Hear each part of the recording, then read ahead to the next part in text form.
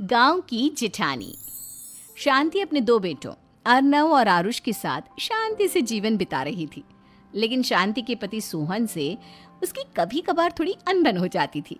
एक दिन शांति रोज की तरह सुबह का खाना बना रही थी, तभी दरवाजे की घंटी बजी। घंटी की आवाज सुनकर वो दरवाजे की ओर जाते हुए कहती है, अरे आती हूँ, कौन है? सब्र करो।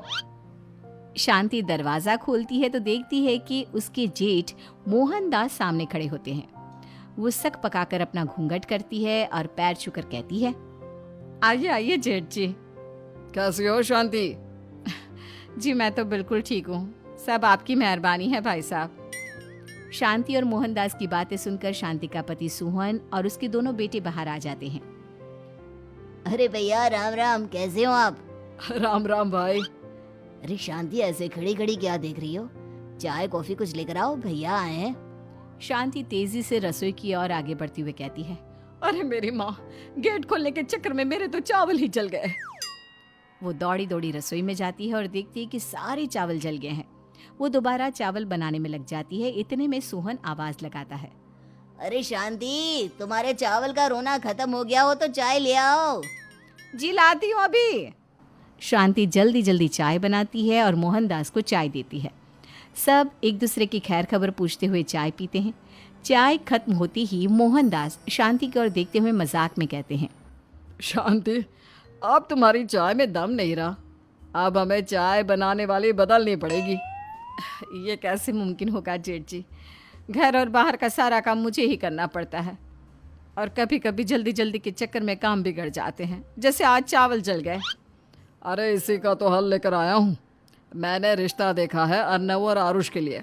दोनों लड़कियाँ बहुत सुंदर और सुशील हैं। अगर आप दोनों इजाज़त दें तो बात करूँ आगे।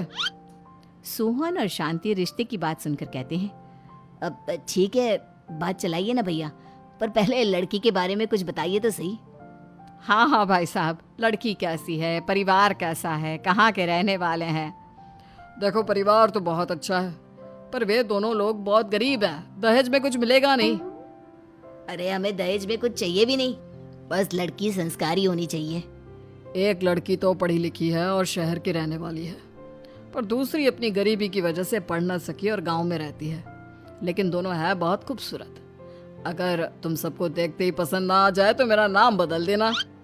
हाँ, पर तो हम आके मूंद कर भरोसा कर सकते हैं भैया। आप आगे बात चलाइए, हम शादी करने को तैयार हैं। कुछ ही दिन में अर्नव और आरुष की शादी हो जाती है। आरुष की शादी अनपढ़ लड़की मंजरी से हो जाती है, जो कि बहुत भोली भी होती है, और अर्नव की शादी पढ़ी लिखी लड़की तनुजा से हो जाती है, जो कि घमंडी और चालू होती है। एक दिन मंजरी घर के काम कर रही थी कि अचानक शांति उसे आवाज लगाती है, बड़ी बहू, ओ बड़ी बहू, मंजरी जल्दी यहाँ आओ। मंजरी जल्दी जल्दी शांति के पास जाती है। बेटा मेरे पैर दबा दे, बहुत दर्द हो रहा है। जी माँ जी, बस बर्तन धोकर आती हूँ। अरे बैठ यहाँ, मेरे पैर में बहुत तेज दर्द हो रहा है। बर्तन छोटी बहू धो लेगी। मंजरी शांति के पैर दबाने लगती है तो शांति तनुजा को आवाज लगाती है, छोटी बहू, ओ छोटी बहू। तनुजा थोड़ी देर से आराम से चलकर आती है। जी माँ जी, आपने बुलाया मुझे? आपको कोई काम था क्या? तू कुछ काम कर रही है या? शांति की बात काटते हुए तनुजा बोलती है, कुछ नहीं माँ, फोन पर अपने घर पर बात कर रही थी। अरे बाद में बात करियो अपने घर वालों से, पहले जाके बर्तन धो ले। तनुजा मुंह बनाते हुए अपनी जिठानी की ओर देखती है और मन ही मन कहती है, ये महारानी वहाँ बैठी है, ये नहीं कि बर्तन धो ले। मैंने इतनी पढ़ाई बर्तन धोने के लिए की थी क्या? तनुजा दांत पीसकर वहां से चली जाती है। अगले दिन सब दफ्तर चले जाते हैं, तभी डाकिया चिट्ठी लाता है। शांति चिट्ठी लेकर मंजरी से कहती है, बड़ी बहू, जरा छोटी बहू को बुलाना, एक चिट्ठी आई है। मेरी तो आंखें कमजोर है तो मुझसे पढ़ा नहीं जाएगा।